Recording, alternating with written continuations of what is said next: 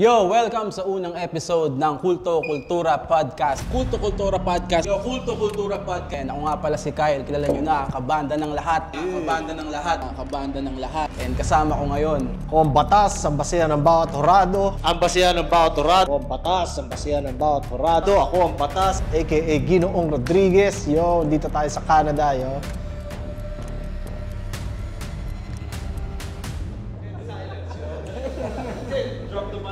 Para sa akin, kapag kinuha ka nila, dapat alam nila na yun yung music mo. Yun yung music Number mo. one. Pangalawa, That's right. kukunin ka nila kasi yun yung music mo eh. Yeah. Hindi mo mabaguhin eh. That's right. Hindi malalaman ng mga tao na may nangyayari kung hindi masyado exposed sa social media. Wala bang factor doon yung parang work factor? Ito kasi, work. alam ko ikaw, na-experience mo na ang hirap mag-book ng banda kahit taga dito. Ito yung Culture shock to, ako. di ba? Sa culture shock ako. We made a lot of sacrifices for this. In that, para on that matuloy side, ito. yeah. Yung astig din dahil kusa kasi yun eh. Yung ganong level ng dedication.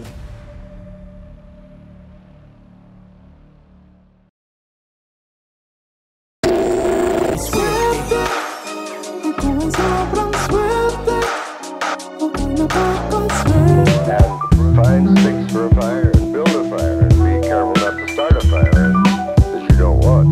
Of course.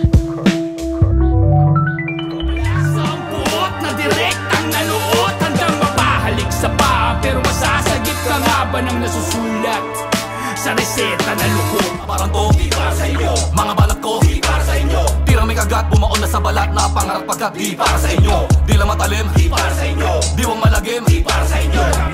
Kami ang ilustrado, magmano. Yeah, magmano. Kahit sa pagtutog, aga kami hindi sunog. Kami, ilustrado, magmano. Sup yo? Batas Tardamos in the house. Nandito tayo ulit sa sa bago kong dinagdag na content sa channel ko para i-predict mga parating na laban. So simulan na natin. Sana lagi ako mali. Pero ito, Zoning 21 naman ang ating susubukan i-predict, no? October 25 saan nga ba to? Match point sa Shaw Boulevard, Mandaluyong.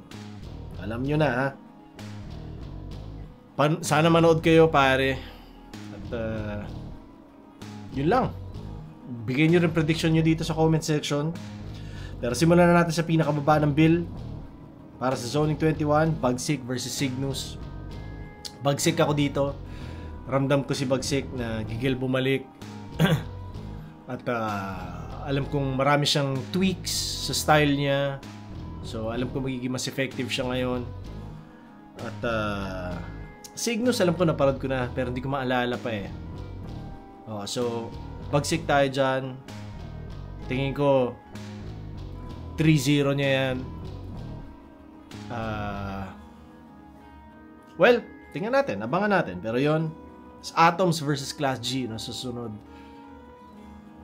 Di ko maalala si Atoms pero alam ko naparod ko na siya. Pasensyahan nyo na ako, hindi ibig sabihin na banu yung naparod ko kaya hindi ko maalala, no? Talagang may problema ako sa memory, oh. Dami ako iniisip lagi. Pero yun, tingin ko Class G yan. Class G champion din ng Motus. Kita ko yung style niya, agresibo siya, ma-wordplay din, ma-punchline. So sa kanya yan. Ano rin yan, tingin ko one-sided. Parang Bagsik Cygnus, no? Tapos sunod yung Secreto versus K-Trio. Ganyan ba sabihin yun? Yun. K-Trio, hindi ko maalala kung naparod ko na yan. Pero Secreto, alam ko naparod ko sa 2x2. Wala ako masyadong, kumbaga maliit yung sample size para magmarunong ako. Pero bigay ko na kay Secreto dahil lang sa mas na-expose ako sa kanya. Labo na rason eh, no? Pero ang hirap naman sabihin na mananalo si Kate Rio nang wala ko idea, diba? So, sikreto. Next, Aubrey versus Charisma. Dyan, kay Charisma ako dyan. Although, pwedeng dikdikan yung laban. Pero, masubok na si Charisma, alam ko. At, wala, feeling ko lang. Yun lang aking palagay.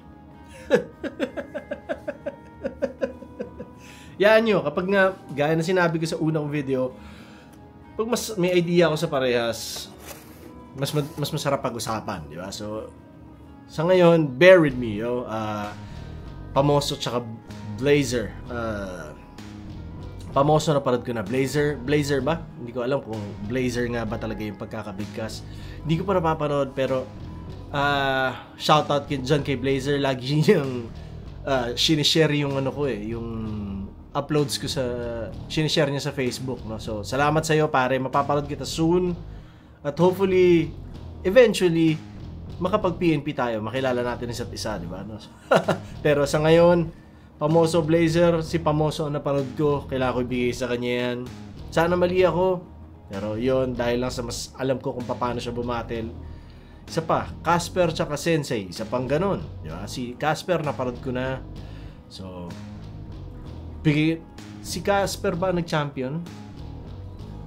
Sila ba ni Pamoso yung magka-tag team nun? Hindi ko maalala, pare, pero alam ko sila yung nag-2 por 2. So, bigay ko sa kanya Joss versus Dave Denver, yo. Dave Denver, bigay ko sa kanya yan. Malamang siya yung panalo. Tapos Plasma Plaridel, no? Plasma yan, pare. Pricing represent, yo. Hindi, pero objectively speaking, mas tingin ko mas effective ang mga wordplay at punchline ni Plasma. Mas may humor din. Naglalagay siya ng humor, so mas may balance din yung material niya, lalo na recently. Tagal na mo battle ni Plasma, no? Vet na vet yan. At finalist yan sa kanila ni Looney na isa buhay, no? So, hindi ako nakakita ng rason para matalo si Plasma. Tingin ko 3-0 yan, or pwedeng baka maka 2-1 si Plaridel, pero malamang 5-0 o 4-1 yan para kay Plasma. Huwag mo akong bibiguin, Plasma, dahil gago ka, aalaskahin kita kung matalo ka. Pero oo, pare, syempre, gusto ko manalo lagi ang aking mga kapatid sa pricing. At yun lang, paangat ng paangat, syempre. Yun. Last na sa bill, ang headliner, Zenlook versus Unico.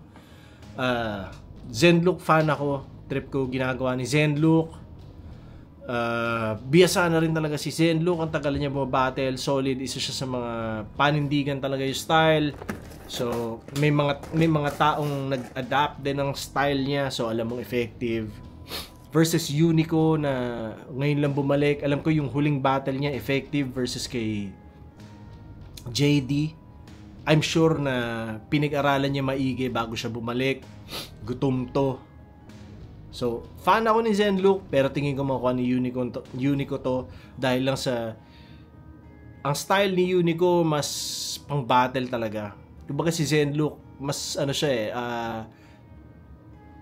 mas pang music talaga yung ganong klaseng lyricism para sa akin. Although maganda na meron sa battle ng ganon dahil mas magandang variety . Yun yung lagi ko sinasabi. So, mas prototypical style si Unico, kaya ako bibigay sa kanya yung boto. Pero na-appreciate ko talaga yung style ni Zenlook ngayon. Kumbaga, yung style ni Unico medyo normal yan. Pero para sa battle na usapan, yun. Kailangan ko ibigay yun doon. Pero ayokong mag-adjust to si Zenlook na style, no? Gusto ko na ganyan yung hain niya lagi. I-evolve niya ng i-evolve para maging mas super saiyan siya, pero panindigan niya na ganun yung style dahil yun nga, ang ganda talaga ng iba't iba yung flavor sa flip top, no? So, yun. Ewan ko kung saan ako tatama, saan ako magkakamali. Pero kung meron akong tama, sana kay Plasma yun. Kayo, anong tingin nyo? Saan kayo nag-agree? Saan kayo nagdi-disagree? So, yun din. Eventually, susubukan natin na i-reviewin lahat ng battle sa bill na to. Yun nga, moving forward, maging ganun, no? Sabihin ko rin sa inyo na hindi ko alam kung hanggang kailan ko kaya panindigan na weekly may PNP dahil bumalik ako sa buhay empleyado dito, pare. So, bawas yung oras ko ulit. At as much as kakayanin ko, gagawin ko. Pero kung hindi, nandito ang mga nasa undercard ng mga battle sa parating para pwede kong ipalit muna sa upload ng PNP. So, tingnan natin. Kayo ba? Anong tingin nyo? So, yun lang ulit. Batastradamus, yo. Sana trip nyo yung ganitong content. At, ewan ko, kung tingin kong eventually ma-realize ko na pointless, baka hindi ko na rin ituloy, ewan ko. Pero sa ngayon, yeah, why the fuck not? Yan. So, yun lang. Salamat sa lahat na nanood. At lagi ko sasabihin, iba pa rin pag live. So, sana manood kayo dito. October 25, alas 8 simula. So, puntahan nyo na mas maaga para makakuha kayo ng mas magandang pwesto. Yo. Mag-ipon na sapat na lakas. Dahil, iba rin ang flip top experience. Iba yung focus sa pakikinig na nakatayo ng ilang oras. Na, alam mo yun, sa biyahe, pagod kayo and whatever. So, siguraduhin nyo handa kayo at mag-enjoy, uminom ng flip top beer, magpa-picture sa mga idol nyo, pare. Yun lang. Suportahan ng flip top, maging parte ng community, maging parte ng kultura, yo. Kumbaga, wala lang. Kung may pagkakataon manood kayo live, experience nyo talaga. Maging part kayo ng moment, maging part kayo ng magic. So, yun lang. Salamat sa lahat na nanood. Peace!